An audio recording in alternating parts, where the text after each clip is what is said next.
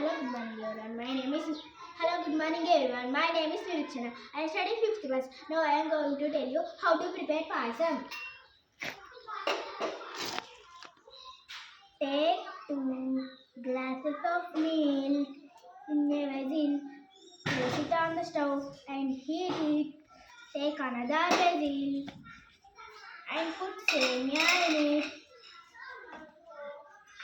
Add 1/4 glass of ghee to semia and heat it. After some more time, take the fried semia, add it to the hot milk. Then add sugar,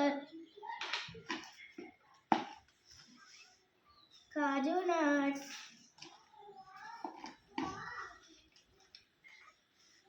raisin, and sugar to the mixer. The hot delicious payasam is ready.